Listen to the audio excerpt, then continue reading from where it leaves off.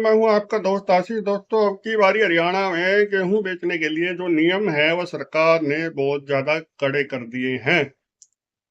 और सरकार अब की बारी बहुत सख्ती के मूड में है कि जो आसपास के राज्य हैं जैसे यूपी है, राजस्थान है, वह अन्य किसी राज्य के गेहूं हरियाणा की मंडियों में ना बिक पाए। तो दोस्तों, इसमें मैं बताना चाहूंगा एक एक चीज को मैं आपके सामने रखूंगा। उससे पहले दोस्तों, मेरी आपसे विनती है कि आप वीडियो को लाइक कीजिएगा और अपने पेज को फॉलो कीजिएगा दोस्तों। तो दोस्तों, इसमें अगर जो हमने हरियाणा के अनाज मंडियों में अपनी गेहूं, सरसों या फिर अन्य कोई फसल बेचनी है, सब्जियों के सिवाय अनाज मंडियों की बात कर रहा हूँ दोस्तों, सब्जी मंडी, ये कोई भी किसान कहीं का भी आके सब्जी बेच सकता है।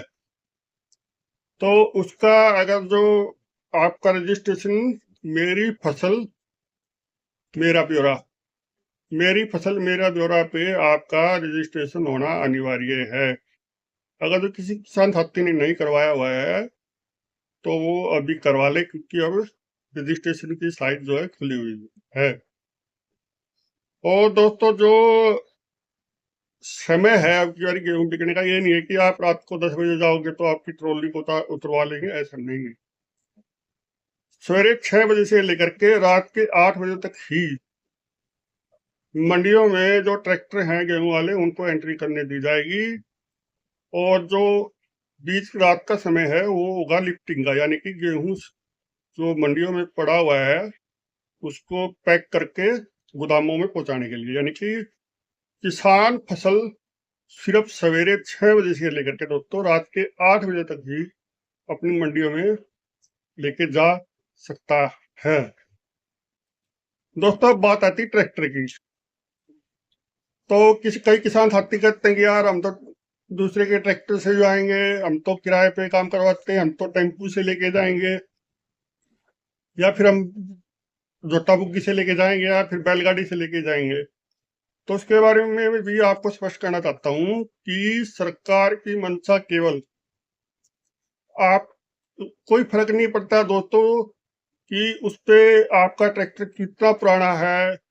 वो सरकार आपके कागज चेक करने के लिए ये कानून नहीं बनाया है दोस्तों, बल्कि वो तो सिर्फ इसलिए है कि आपका प्रूफ है कि देखिए आपका जो है इस ट्रैक्टर में गेहूं आया था और इस वाहन में गेहूं आया था आपका, और वो गेहूं आपका आकर के मंडियों में बिका था।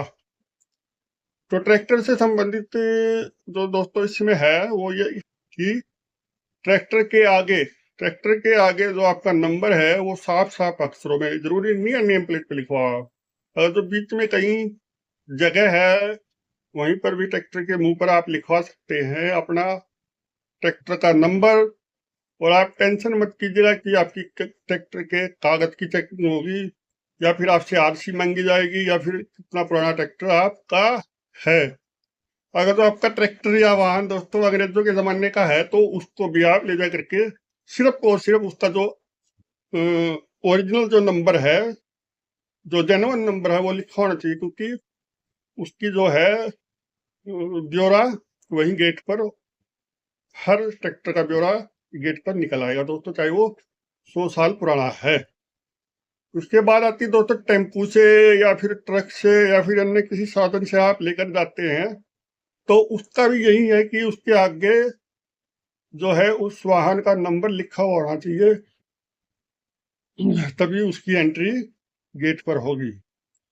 अभी किसानों के मन में प्रश्न है कि क्या वो किराया करते, हम तो किराए के उसमें जाएंगे।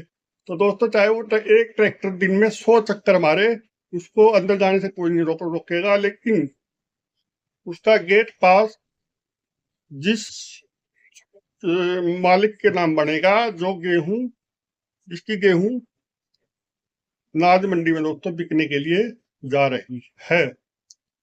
और सबसे अंतिम में दोस्तों इसमें मैं एक खास बात और है कि जिसका मेरी फसल मेरा ब्यौरा पे जिस किसान का रजिस्ट्रेशन है, या तो उसका नंबर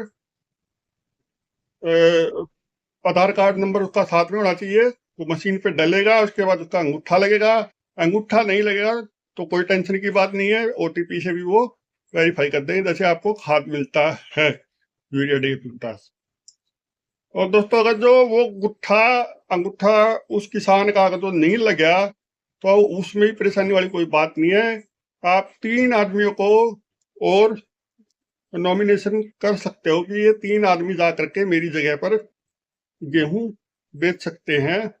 तो उसके लिए भी उसका ब्यौरा जो है आपको मेरी फसल मेरा ब्यौरा पोर्टल पे चढ़वाना अनिवार्य है। इसलिए मैं आपसे विनती करूंगा कि आप जा करके उसको भी चढ़वा ले कि 3 व्यक्ति ये व्यक्ति हैं जो मेरी जगह, जो मैं नहीं हूं तो ये व्यक्ति मेरी जगह गेहूं बेचने के लिए बाजार में आ सकते हैं। दोस्तों अगर जो इससे संबंधित कोई भी आपका प्रश्न है तो आप कमेंट में पूछ सकते हैं। मैंने पूरी जानकारी इसकी मंडी सुपरवाइजर से ली है और उसी के अनुसार दोस्तों मैं आपको जानकारी दे रहा हूँ। और अंतिम में दोस्तों मैं आपसे विनती करता हूँ कि आप अपने चैनल को पेज को फॉलो करें और वीडियो को लाइक करें दोस्तों।